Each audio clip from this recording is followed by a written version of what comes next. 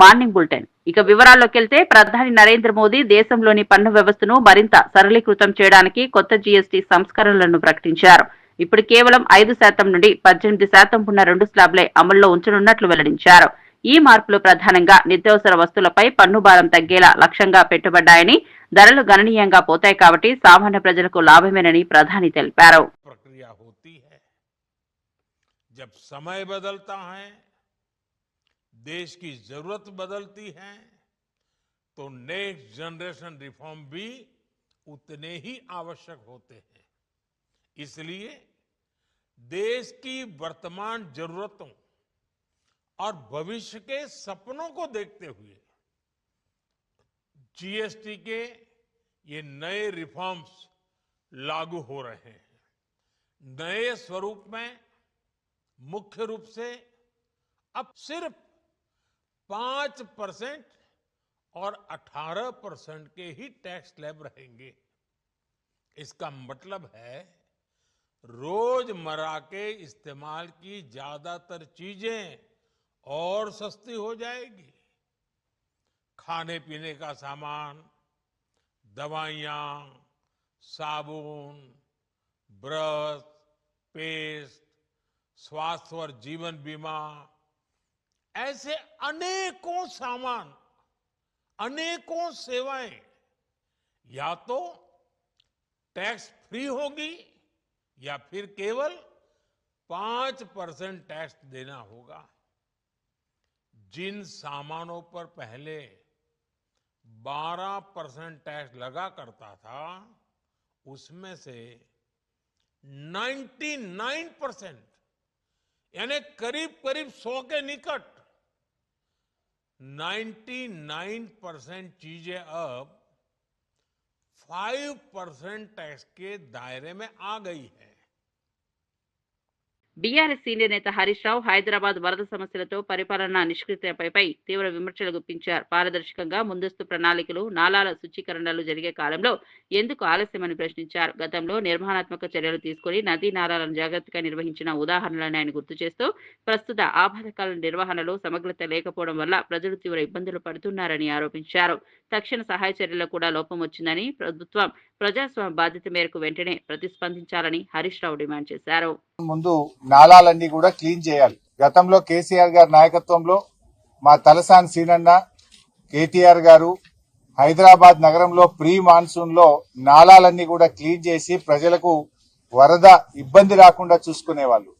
ఇవాళ రేవంత్ రెడ్డి స్వయంగా మున్సిపల్ శాఖ మంత్రిగా ఉంటూ ప్రీ మాన్సూన్ లో నాలాలు క్లీన్ చేయకపోవడం వల్ల ఇవాళ హైదరాబాద్ నగరంలో అనేక బస్తీలు వరద జలాలతో మునిగిపోయి ఇంట్లో ఉన్నటువంటి నిత్యావసర వస్తువులన్నీ కూడా కొట్టుకుపోయిన పరిస్థితి, అన్ని కూడా తడిసిపోయి తినడానికి కూడా ఇబ్బంది పడుతున్నటువంటి పరిస్థితి.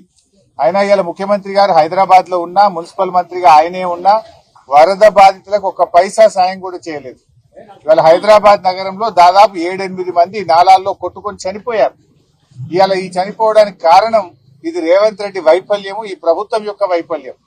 వరద బాధితులకు కనీసం నిత్యావసర వస్తువులు కూడా ఇవ్వలేదు, కనీస సహాయం కూడా చేయనటువంటి పరిస్థితి.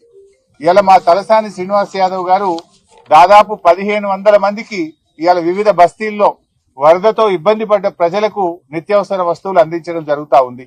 వెంగళరావు నగర్ గాని, గైడెన్ బాగ్ గాని, చుట్టాల బస్తీ గాని, కంచెబౌలి గాని, అదేవిధంగా కస్తూర్బా నగర్, నల్లగుట్ట, కరీం కాంపౌండ్, ధోబిఘాట్, ఇలా దాదాపు ఎన్నో బస్తీల్లో 1500 కుటుంబాలకు గౌరవనీయులు తలసాని శ్రీనివాస్ యాదవ్ గారు నిత్యావసర వస్తువులు అందించారు. ఇలా ప్రభుత్వం ఫెయిల్ అయింది, రేవంత్ రెడ్డి పట్టించుకోలేదు. కానీ తలసాని సీనన్న మాత్రం తన వంతు సాయంగా ఈ రోజు ఈ బస్తీ ప్రజల్ని తను ఆదుకోవడం జరుగుతా ఉంది. ఎందుకు అసలు రేవంత్ రెడ్డి ఈ రోజు మున్సిపల్ మంత్రిగా రాష్ట్రంలో ఎక్కడ చూసినా కూడా అన్ని బస్తీలన్నీ కూడా ఇలా మునిగిపోయినటువంటి పరిస్థితి, గుంతలమయమైపోయింది. చాలా చోట్ల కరెంట్ ఇబ్బంది జరిగింది, రోడ్లన్నీ కూడా పోయినాయి. ఆ గుంతలు బూడ్చే తెలివి లేదు కానీ 4th సిటీ గురించి మాత్రం ఏదో పోజులు కొడతా ఉన్నాడు. ఉన్న సిటీని పట్టించుకో, ముందు ఉన్న సిటీల్లో నాలాలు సాఫ్ చేయి, ఉన్న సిటీలో రోడ్లను బాగు చేయి.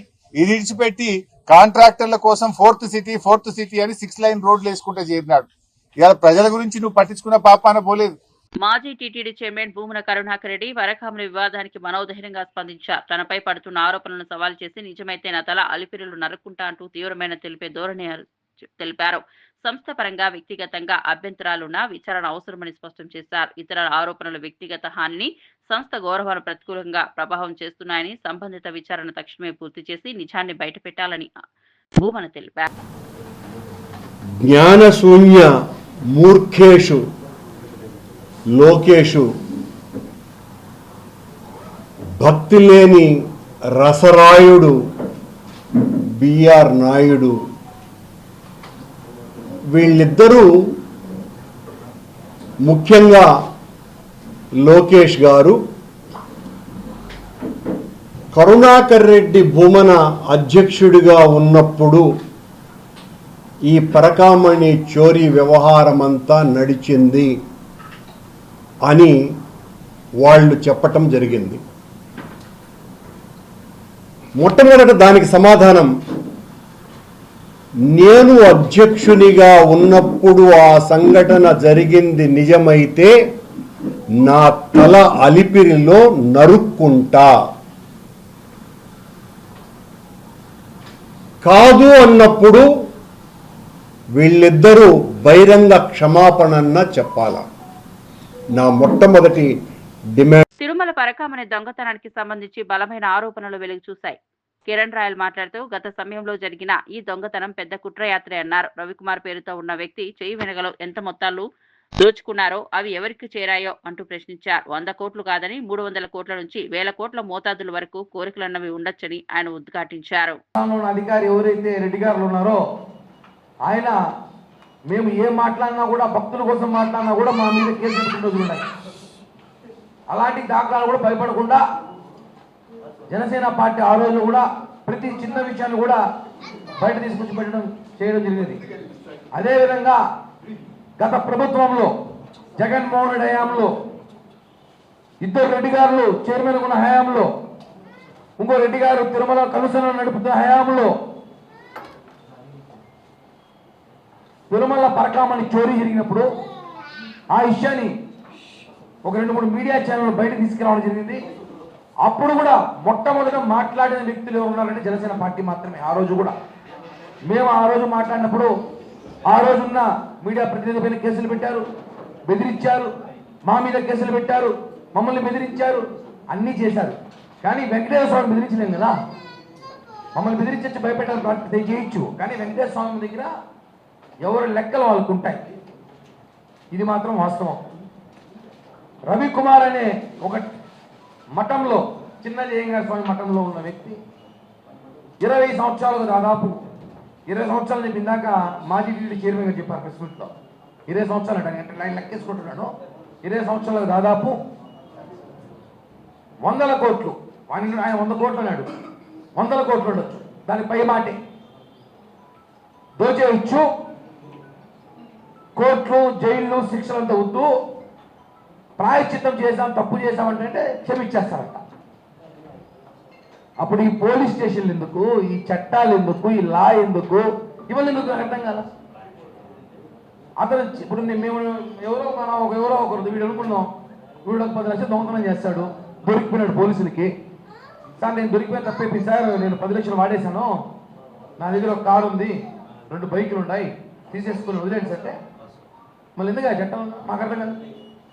అలాగే దొరికిన దొంగ నా ఆస్తి 40 కోట్లు వర్క్ చేస్తుంది, దాన్ని మీకు టీటీడీకి ఇచ్చేస్తానని చెప్పి ఆ రోజున అధికారులు ఎవరైతే ధర్మారెడ్డి మరియు ఉన్న పోలీస్ అధికారులు ఎవరైతే ఉన్నారో ఎస్ఐ కాడి నుంచి ఎస్పీ దాకా, ఒకరు కాదు, ఎస్ఐ కాడి నుంచి ఎస్పీ దాకా ఉన్న అధికారులందరూ కూడా ఆ రోజు వాటాలు వేసుకొని పంచుకున్నారు.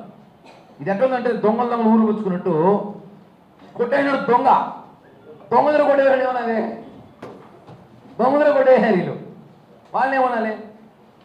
మేమేమంటున్నామంటే జనసేన పార్టీ తరఫున శ్రీ వెంకటేశ్వర భక్తుడుగా, స్థానికుడుగా మేము కూడా దర్శనానికి పోయినప్పుడు రోజు 2,000, 3,000, 5,000 వేస్తాం. మా డబ్బులు అవన్నీ, అందరూ భక్తులు వేసిన డబ్బులు.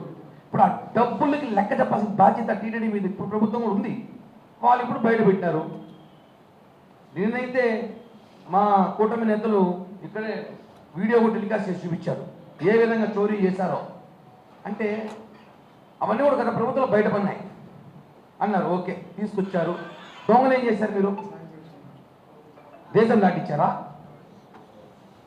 నాకు అనుమానం అతను ప్రాణంతో ఉన్నాడా లేదా అనేసి. ఎందుకంటే నేను గతంలో చాలాసార్లు అడిగా, రవికుమార్ బతుకుంటే ఒకసారి కనిపించాయా చూడాలని నేను అంటున్నాను. రవికుమార్ ఉంటే కనీసం కనిపించాలి. నేను ఉన్నాను చెప్పి ఒక వీడియో కాల్, ఒక వాట్సాప్ వీడియోలో పెట్టు, లేదా ఒక వీడియోతో ఇంటర్వ్యూని ఇవ్వు. ఎందుకంటే రవికుమార్ పట్టుకొస్తే గత ప్రభుత్వంలో ఎవరెవరికి ఎంత వాటాలు ఇచ్చినాడో, ఆయన పట్టుకున్నప్పుడు ఎవరెవరికి ఎంత రాసినాడో, ఏ ఆస్తులు ఇచ్చారో తీయాలి. టీటీడీ పరకమని వివాదంపై బోర్డు సభ్యుడు భానుప్రకాష్ రెడ్డి ఆరోపణలు చేశారు. ఈ దోపిడీ తర్వాతే పక్క అడుగులు పట్టుబడ్డాయని, సెంటిమెంట్ బాహ్యంగా జరిగిందని సూచించారు. కేసుల పరంగా బాధ్యులపై ఐపీసీ సెక్షన్లు వర్తింపజేయాలని, ఇకపై రాష్ట్ర రాజకీయ శ్రేణుల నుంచి తప్పించి న్యాయ వ్యవస్థ ఆచరణలోకి రావాలని ఆయన తెలిపారు. రవికుమార్ కేసులో జరిగిన సెటిల్మెంట్ ఎంత అంటే 40 కోట్ల లేదా 400 కోట్ల అన్న వంటి అంశాలతో ఈ వివాదాన్ని క్లియర్ చేయాల్సి ఉందని ఆయన డిమాండ్ చేశారు. భక్షకులు ఈరోజు అభినవ అన్నమయ్యల గోవిందదాసుల మాట్లాడుతున్నారు. వారు చేసే చేష్టలకి మాటలకి పొంతన లేదు. చేసిన పనులకి మాటలకి పొంతన లేదు. ఈరోజు రాష్ట్రంలో అందరూ నవ్వుకుంటున్నారు. ఇంక వీటి దొంగలందరూ దొంగలించిన తర్వాత తిరుపతికి వస్తే సెటిల్మెంట్ అయిపోతుంది. దొంగలందరూ దొంగలించిన తర్వాత తిరుపతికి వస్తే సెటిల్మెంట్ చేసే ఒక వ్యక్తి ఉన్నాడు ఇక్కడ. ఆయన దగ్గరికి పోతే కేసులు లేకుండా, శ్రమ లేకుండా బయటపడిపోవచ్చు అని చెప్పి ఒక భావన వచ్చిందని చెప్పి మాట్లాడుకుంటున్నారు. ఏందయ్యా కరుణాకర్ రెడ్డి గారు, నాకు సంబంధం లేదు, అవగాహన లేకుండా మాట్లాడారు, నేను అటెండ్ అధ్యక్షుడు కాదు అంటున్నారే. కేసు రవికుమార్ గారిని పట్టుకునింది ఏ రోజు వారిని పట్టుకున్నారు? 24/9/2023, 29/4/2023. ఆ రోజు ఏ హోదాలో ఉన్నారయ్యా మీరు? ఎక్స్ అఫీషియల్ సభ్యులు ఉన్నారు కదా మీరు. మళ్ళీ ఛార్జ్ షీటు 35/2023. ఆ రోజు ఏ హోదాలో ఉన్నారయ్యా మీరు? ఎక్స్ అఫీషియల్ సభ్యులు ఉన్నారు కదా. లోక్ అదాలత్లో ఏ రోజు రాజీ అయింది? 9/4/23. ఏ హోదాలో ఉన్నారయ్యా మీరు? టీటీడీ అధ్యక్షులు ఉన్నారు కదయ్యా. నేను ఆ రోజు అధ్యక్షులు లేరు, వాళ్ళకి అవగాహన లేకుండా మాట్లాడుతున్నారే. మీరే నడిపించారు ఆ రోజు. మొత్తం 2019 నుంచి 24 వరకు తిరుమల తిరుపతి దేవస్థానాలని అంతా మీరై, జగన్మోహన్ రెడ్డి గారు, మీరు, మీ అధికారులే అంతా నడిపించింది ఆ రోజు. టీటీడీ యాక్ట్ 30 of 1987 టీటీడీ చట్టానికి అనుగుణంగా మీరు ఎప్పుడైనా నడుచుకున్నారా? మీ ముఖ్యమంత్రి జగన్మోహన్ రెడ్డి 81 మందితో టీటీడీ బోర్డు వేసి ఏం చేసేవారు? నిద్రపోతున్నావు ఆ రోజు నువ్వేమన్నా? ఆ రోజు ప్రశ్నించలేదే. ఇది మంచిది కాదు, ధర్మానికి వ్యతిరేకం, చట్టానికి వ్యతిరేకమని. 2020 ఆగస్టులో 5,000 కోట్ల రూపాయలు స్టేట్ బాండ్స్లో ఇన్వెస్ట్ చేసేటప్పుడు ఎక్కడ పోయినావు కరుణాకర్ రెడ్డి గారు?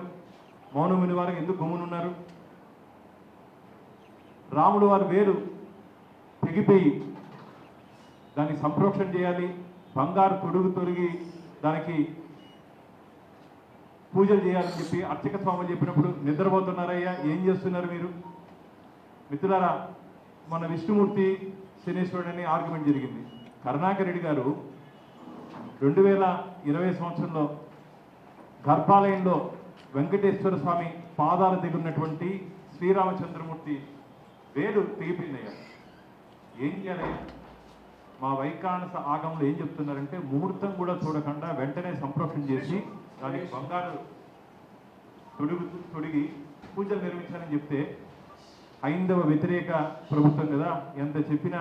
జనస్థాన నేత కవిత ప్రస్తావనలో గట్టి నదులు దాటే వ్యాఖ్యలు చేశారు. తన కుటుంబం పట్ల కృతాత్మక చర్యలు జరిగితే వాటిని తండ్రి దిద్దగలరని, ఆ నిందలు పాల్పడిన వారికి దృష్టిలో పెట్టుకుని చర్యలు తీసుకుంటారని స్పష్టం చేశారు. రాజకీయ పరివేశాల్లో వ్యక్తిగత జీవితం పైన హానికరమైన దాడులు జరిగే సంప్రదాయాన్ని ఆమె ఖండించారు. తన బలాన్ని, కుటుంబ సంక్షేమాన్ని సంరక్షించడమే ప్రథమమైన బాధ్యత అని, ఎవరి నిందలపై లేకుంటే ప్రతిపక్ష వ్యూహాలపై సరైన ప్రక్రియ ద్వారా సమాధానాలు కోరుతుందని చెప్పారు. సంఘటనలు ఎదురైనా ఆమె సహనం తగ్గదని, అవసరమైతే న్యాయం కోసం అన్ని మార్గాలు ఉపయోగిస్తానని కవిత హెచ్చరించారు. మీ అందరికీ తెలుసు, కొంచెం బాధ అవుతుంది. మీ ఇంటి ఆడబిడ్డను కాబట్టి మీరు అర్థం కూడా చేసుకుంటారని నేను అనుకుంటున్నా. పెళ్ళి అయ్యి అప్పగింతలు చెప్పి తల్లిదండ్రులు నిలిచిపెట్టిపోతేనే బాధ ఉంటుంది. అటువంటిది తండ్రి బాగుండాలి, తల్లి బాగుండాలని కొట్లాడేటటువంటి నన్ను కుటుంబం నుంచి విడగొట్టేటటువంటి కుట్రలు చేసినటువంటి వాళ్ళను మాత్రం నేను వదిలిపెట్టానని ఈ సందర్భంగా మళ్ళొకసారి తెలియజేస్తూ, ఈ గడ్డకు, ఈ చింతమడక గడ్డకు ఎంత పౌరుషం ఉందనేటటువంటిది ఖచ్చితంగా నేను చూపిస్తా. ఆ చూపించేటటువంటి నా ప్రయాణంలో మీరందరూ కూడా నాతో అండగా నిలవాలని చెప్పి మనస్ఫూర్తిగా మీ అందరిని కూడా నేను కోరుతా ఉన్నా. ఏ ఊరు కూడా ఎవరయ్యా జాగీర్ కాదు, కానీ అట్లా జాగీర్ లాగా చేస్తున్నటువంటి కొంతమంది ఉన్నారు. వాళ్ళ సంగతి కూడా, వాళ్ళ భర్తం కూడా ఫ్యూచర్లో పడతామని ఈ సందర్భంగా తెలియజేస్తూ, నీటి హక్కుల విషయంపై ఉత్తమ్ కుమార్ రెడ్డి మాట్లాడారు. కృష్ణా, గోదావరి జలవిధాల్లో తెలంగాణకు శాశ్వత హక్కు రక్షణ అనేవి ప్రాధాన్యంగా ఉంటాయని ప్రకటించారు. గతంలో పక్క రాష్ట్రాలతో జరిగిన ఒప్పందాలు, నీటి కేటాయింపు నేపథ్యంలో ఈ ప్రభుత్వం తక్షణ చర్యలు తీసుకుంటుందని చెప్పారు. అధికారిక చర్చలు, సాంకేతిక బీసీలు, జలగార చరిత్ర ఆధారంగా తెలంగాణకు సముచిత వాటా నిర్ధారిస్తామని మంత్రి హామీ ఇచ్చారు. ప్రజల ఉత్పత్తి, సాగుపై నీటి భద్రత కీలకమని, అందుకే ప్రతి అంకానికి నీటి హక్కును కాపాడాలని తెలిపారు. తెలంగాణ కోసం అంటున్న పార్టీలు కూడా వాళ్ళ హయాంలోనే కృష్ణా నదీ జలాల్లో తెలంగాణ అన్యాయం జరిగింది. మా హయాంలో న్యాయం జరుగుతుంది. ఇప్పుడు మీకు ఉదాహరణ చెప్పాలంటే, తెలంగాణ నదీ జలాల్లో 811 టీఎంసీల్లో కేటాయింపుల్లో గతంలో ఉన్న బీఆర్ఎస్ ప్రభుత్వం, అప్పుడున్న ముఖ్యమంత్రి కేసీఆర్ గారు, అప్పుడున్న ఇరిగేషన్ మంత్రి హరీష్ రావు గారు ఆంధ్రాకి 512 టీఎంసీలు ఇస్తూ మనకి తెలంగాణ రాష్ట్రానికి 299 టీఎంసీలు వాళ్ళు ఒప్పుకోవడం, లిఖితపూర్వకంగా వాళ్ళ హయాంలో 10 ఏళ్ల పాటు అప్పచెప్పడం జరిగింది. మేము వచ్చిన తర్వాత గోదావరి నదీ జలాల విషయంలో తెలంగాణకి న్యాయపరంగా రావాల్సిన వాటాకి మేము ఏ రాష్ట్రంతో కొట్లాడతాం. మరి ఆంధ్రప్రదేశ్ అయినా సరే, కర్ణాటక అయినా సరే, మహారాష్ట్ర. వైసీపీ నేత బుగ్గన రాజేంద్రనాథ్ పోలవరం ప్రాజెక్టు ఆలస్యం, అడ్డంకులపై చట్టపరంగా స్పందించారు. గత కేంద్ర రాష్ట్ర సంభాషణలో బాగోలేదు, సమయానుకూలంగా నిర్ణయాలు తీసుకోవడం వల్ల ఆ ప్రభుత్వం సమస్యలకు కారణమని ఆరోపించారు. ముఖ్యంగా ప్రాజెక్టు పనులను వేగవంతం చేయడానికి అవసరమైన నిధులు, అనుమతులు సమకూర్చడంలో తక్షణ చర్యలు అవసరమని సూచించారు. పోరాటాలు, రాజకీయం వెంటపడకుండా ప్రాజెక్టు పూర్తి దగ్గరకు ప్రభుత్వం జాగ్రత్తగా వ్యవహరించాలని డిమాండ్ చేశారు. Land acquisition, contractor litigation, right main canal litigation, ఇవన్నీ 1 by 1 అధిగమిస్తూ వచ్చాం. 2019కి 72% పూర్తి చేశాం. డయాఫ్రమ్ వాల్ 100% చేశాం. స్పిల్వే 100% చేశాం. స్పిల్వే కాంక్రీట్ 82% చేశాం. 75% స్పిల్ ఛానల్ వర్క్స్ అయ్యాయి. 70% కాఫర్ డ్యామ్ వర్క్స్. ఆర్ఎంసీ 100% పూర్తి చేసి 82% అర్త్ వర్క్, లైనింగ్ అన్ని పూర్తి చేశాం.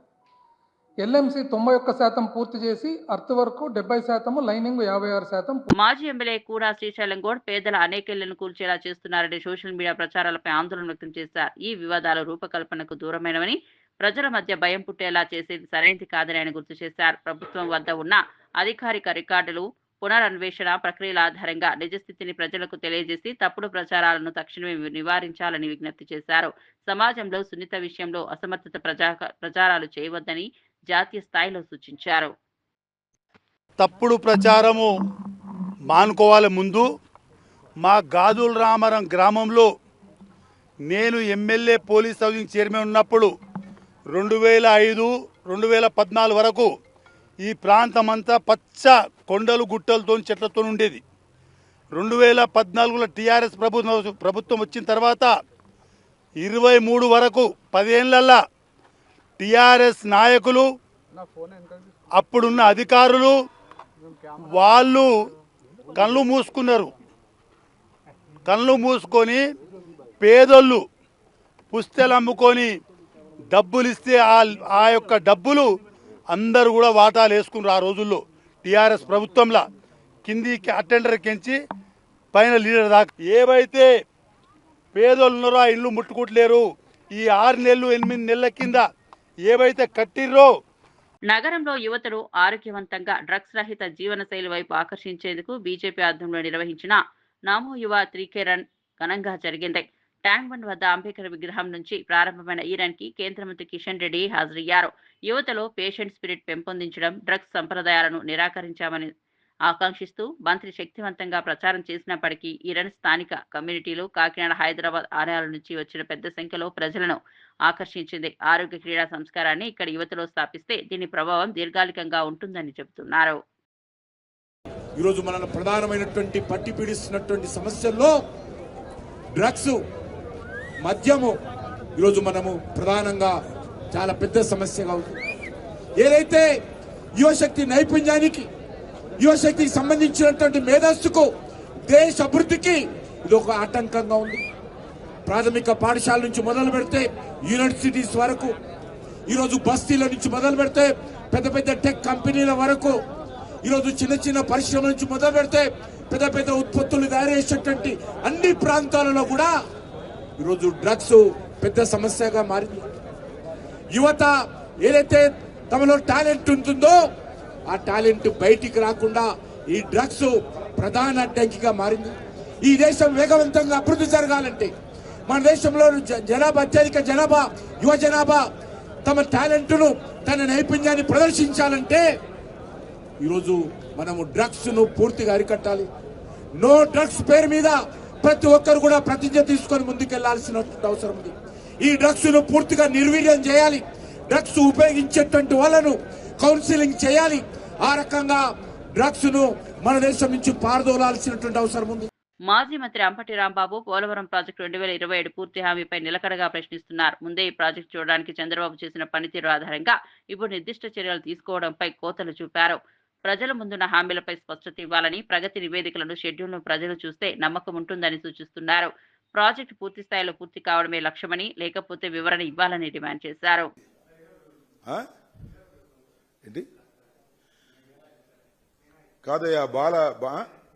మిరాయ్ దానికి రేట్లు పెంచలేదే. మీకు విషయం తెలుసా? నేను 10 సినిమా చూస్తాంట. మిరాయికి 150కి ఇచ్చారు. మిరాయి చాలా అద్భుతంగా ఉంది, మరి దానికి పెంచలేదే. చాలా గ్రాఫిక్స్ కూడా అద్భుతంగా ఉన్నాయి. సరే, దానికి ప్రచారం నాకు ఉంటుంది. నేను చెప్తే నేను చూసి వచ్చా, అద్భుతంగా ఉంది, దానికి పెంచలేదు అబ్బాయి. అంటే ఉప ముఖ్యమంత్రిగా నడిస్తే బాగా పెంచుతారా? నాకు అర్థం కాల. సో పెంచడానికి కూడా ఒక హై బడ్జెట్ మూవీస్కి పెంచుకుంటే తప్పు లేదు, నేను కాదంటలా. కానీ ఉప ముఖ్యమంత్రి గారికి స్పెషల్ ఏంటి అంటున్నా. ఒకటే గుర్తుపెట్టుకోండి, విస్తృతంగా ప్రజలు చూడటం వల్ల డబ్బులు రావాలి తప్ప తక్కువ మంది చూసినా ఎక్కువ డబ్బులు రావాలనుకోవటం తప్పు. సినిమా హిట్ అయితే ఎక్కువ డబ్బులు వస్తాయి, సినిమా ఫ్లాప్ అయినా కూడా పీక్ తినేద్దాం అనుకుంటే తప్పు. ఇది అధికార దుర్వినియోగం. నీతి నిజాయితీగా ఉండేటటువంటి పవన్ కళ్యాణ్ గారు ఇలా చేయటం మంచిది కాదు. ఎందుకంటే ఆయన చెబుతున్నాడు కదా నీతి నిజాయితీ అని, అందుకని చెప్తాను నేను. ఆయన నీతిగా ఉన్నాడో నిజాయితీగా ఉన్నాడో ఈ 1000 రూపాయల టికెట్ దగ్గర అర్థమైపోయింది మనకి, ఇంకెక్కడ అవసరంలా. అదేమంటే మా జనసేన వాళ్ళు మా మీద పడతారు, ఇలా బోండా ఉమా మీద పడాను. మా మీద పడే ఉపయోగం చెప్పండి. బోండా ఉమా సాక్షాత్తు జనసైనికులు. మన దేశ సినీ రంగానికి మోహన్ లాల్ చేసిన విశిష్ట పరిచయాలు, దశాబ్దాలుగా అందించిన ప్రతిభకు కేంద్ర ప్రభుత్వం ఘన గుర్తింపు ప్రకటించింది. 2023 సంవత్సరానికి దాదాసాహెబ్ ఫాల్కే అవార్డునే ఆయన నివాళిగా ఇచ్చే నిర్ణయం వెల్లడించగా, భారత సినిమా సముదాయంలో ఇది అత్యున్నత సత్కారం అన్న వేడుకల పర్వకంగా మిగిలింది. మలయాళ సినిమా రంగానికి మాత్రమే కాక అన్ని భాషల ప్రేక్షకులకు ఆయన అందించిన సేవలు ఈ అవార్డు ద్వారా గుర్తింపు తెచ్చుకున్నాయి. పవర్ స్టార్ పవన్ కళ్యాణ్ అభిమానుల్లో కొత్త సినిమా ఓజీ ట్రైలర్ విడుదల గురించి తీవ్ర ఆసక్తి పుట్టింది. ప్రీ రిలీజ్ ఈవెంట్ లో ట్రైలర్ చూపించినప్పటికైనా ఆన్లైన్ లో అది అందుబాటులో లేకపోవడంతో సోషల్ మీడియాలో అభిమానులు ఆతృతగా ఉన్నారు. ట్రైలర్ వలన కలిగే మార్కెటింగ్ అల్ప ప్రభావం, ప్రమోషన్ పథకాల సమయాన్ని బట్టి విడుదల తక్షణమే చేయాలని కోరుతున్నారు. ఫ్యాన్స్ ట్రైలర్ రిలీజ్ సేవలపై అధికారుల నిర్ధారణ కోరుతూ సోషల్ కమ్యూనిటీ చర్చలు నిర్వహిస్తున్నారు. వీటి ప్రభావం బాక్సాఫీస్ ప్రచారంపైనే కాక సోషల్ ట్రెండ్ పై కూడా ఉండబోతోందని నిపుణులు అంచనా వేస్తున్నారు. ఇతని స్థాయి, ఇతని విజన్ నాకు చెప్పాడు. జానీ సినిమాని చూసి ఆ హెడ్ బ్యాండ్ కట్టుకొని ఒక 4 రోజులు తీయలేదు, వాళ్ళ అమ్మగారు తిట్టి దాచేశారండి. ఆ పిచ్చి పట్టుకుంది. సినిమా తీయాలని చెప్పి సాహో సినిమా తీసిన తర్వాత త్రివిక్రమ్ శ్రీనివాస్ గారు సుజీత్ అని ఒక యంగ్ డైరెక్టర్ ఉన్నాడు, మీరు చేస్తే చాలా బాగుంటుంది అని నా దగ్గరికి సుజీత్ని పరిచయం చేశారు దానయ్య గారి ద్వారా. సుజీత్ ఎక్స్ప్లెయిన్ చేసేది తక్కువ, మనకి చేసేది ఎక్కువ. కథ చెప్పేటప్పుడు ఎలా ఉంటుందంటే ముక్కలు ముక్కలుగా చెప్తాడు. ఇలా ఉంటుంది, ఇలా వస్తాడు, 80s స్టైల్, మీ గెటప్ ఇలా ఉంటుంది, ఇలా ఉంటుందని చెప్తారు. చిన్న కటానా ఉంటుంది సార్. తీసేటప్పుడు అతని సత్తా తెలుస్తుంది, మామూలుగా కాదు. అండ్ నేను ఈ సినిమాకి ఇద్దరే stars, not Pawan Kalyan. First star